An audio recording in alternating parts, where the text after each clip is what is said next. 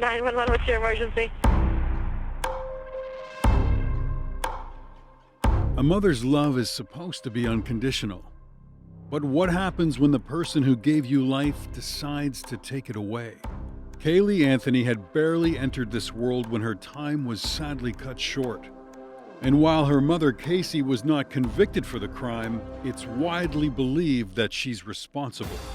This fact soon made her one of the most hated women in the world. But what would drive a mother to do something so horrible to the person she should have sworn to protect? Let's take a look at the facts and dive deeper into this tragic tale. Caylee Anthony was born on March 19, 1986 in Warren, Ohio, to Cindy and George Anthony. Though she was described as being intelligent and friendly, she had a habit for deception starting as early as high school. And these weren't just small lies either. Casey invited her parents and grandparents to her graduation, only for them to find out that she had stopped attending classes towards the end of the year and was several credits shy of graduating. This tendency to bend the truth continued when at age 19, her family noticed she had been gaining weight. Her parents suspected she might be pregnant, but Casey swore she was a virgin, until she couldn't keep up the lie as her pregnancy became more obvious. Then she tried to shift focus onto the identity of the baby's father. Casey said it could be her fiancé at the time, Jesse Grund, or an unidentified man who had supposedly passed away in a car crash. DNA testing later revealed that Grund was not the father, and though Caylee Anthony was born on August 9, 2005, her biological dad was never revealed. In 2008, Casey also stole a checkbook from a friend, using it to spend more than $400 on clothes and food.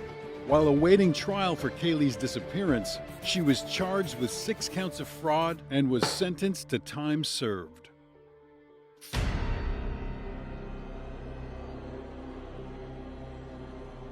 Needing help in raising her young daughter, Casey sought the support of her parents, Cindy and George.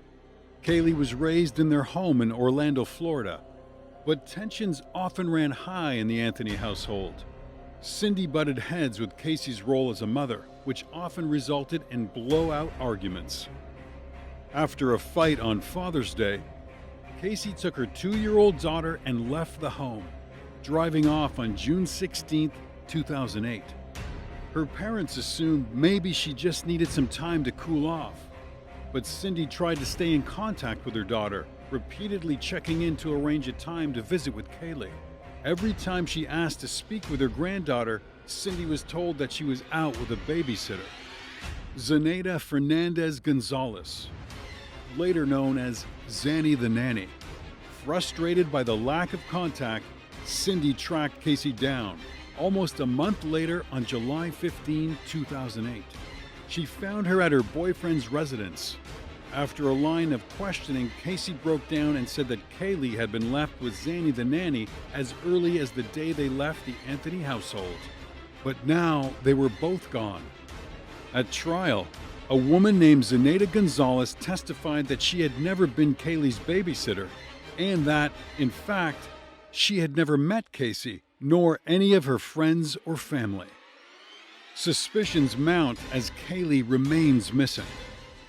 While most parents would report their child missing immediately, Casey had somehow sat on this information for 31 days, in her own words. Cindy sprang into action and called 911 to report the disappearance of her granddaughter. She almost immediately seemed to know something was terribly off. 911, what's your emergency? As she told the dispatcher that her daughter had just admitted to me that she's been trying to find her by herself. There is something wrong. I found my daughter's car today, and it smells like there's been a dead body in the damn car. I need to find her. Your daughter admitted that the baby is where? Earlier that day, George Anthony had found that Casey's vehicle was impounded, a bag of garbage rotting in the trunk. However, the smell remained even after the garbage had been disposed of. While Cindy's call began with relaying Casey's story, she was quick to point out the reeking car and the troubling amount of time that had passed since Caylee was last seen. Casey told the 911 dispatcher that she knew who had taken Caylee, which seems a little odd, especially since upon being questioned about why she waited so long, her only response was, "I've been looking for her and have gone through other resources to try to find her," which is stupid. While one could argue that she was an inexperienced young mother who panicked at the loss of her daughter, the same could also be said that Casey only seemed willing to report her disappearance when her own mother discovered what had been going on the month since she'd seen them last. Casey was arrested on July 16, the day after reporting her daughter missing. Considered a person of interest, she was charged with child neglect, giving false statements, and obstruction of justice. One of these false statements included that she worked at Universal Studios, a lie she'd been telling her parents for quite some time. The next day following her arrest, on July 17, investigators searched the smelly car in question. A cadaver dog named Jairus approached the trunk of Casey's white Pontiac Sunfire, put his front paws inside, and laid down. This was a signal to the officers that he had detected human remains. While Casey's defense attorneys would eventually claim that the terrible stench was simply from the bag of trash decaying in the hot Florida weather, Jairus' handler, Deputy Jason Forgy, claimed to have smelled human remains himself in the past, and that he smelled it clear as day in Casey's car. On August 27, an air sample test indicated that human remains had indeed been in the vehicle's trunk. And during witness testimony at Casey's trial, senior research scientist Arpad Vass claimed that a decomposing human body was the only plausible explanation. While Casey maintained her innocence, friends described some worrying behavior she engaged in when Caylee had supposedly already been missing. Casey told the same story about a nanny or babysitter whenever she was asked about the whereabouts of her daughter. But during the 31 days Caylee was nowhere to be found, the young mother was said to be partying at nightclubs, promoting social events, and even entering a swimsuit contest. It's also worth pointing out that this was the same time she met her boyfriend, Tony Lazzaro, whose residence she was finally found at by Cindy in mid-July. Was Casey convinced that Caylee was safe with the supposed nanny, or was she already beginning her new life free of responsibilities? Another clue found in the trunk of the notorious Sunfire might suggest the latter, as scientist Arpad Vass also noted a shockingly high level of chloroform found in the trunk as well. This is alarming in and of itself, but becomes even more chilling when you factor in that someone in the Anthony household searched for chloroform 84 times. While it's unclear whether it was Cindy, who claimed she was attempting to discover if her dog was being poisoned, or Casey, who might have had other plans in store for the substance, one thing is certain: at least some of the searches were made while Cindy was at work. Either way, something doesn't add up. So close to home. On December 11, 2008, several months after her disappearance, the skeletal remains of Caylee Anthony were found by authorities in a wooded area near the Anthony household. Her tiny body was only half a mile away from where her grandfather had been the last person, other than Casey, to see her alive. Duct tape had been wrapped around her nose and mouth, resulting in suffocation. Utility worker Roy Kronk had apparently reported seeing a suspicious object in the area back in August and made 3 calls to police. Though it took months for the remains to be found, her death was ruled a homicide.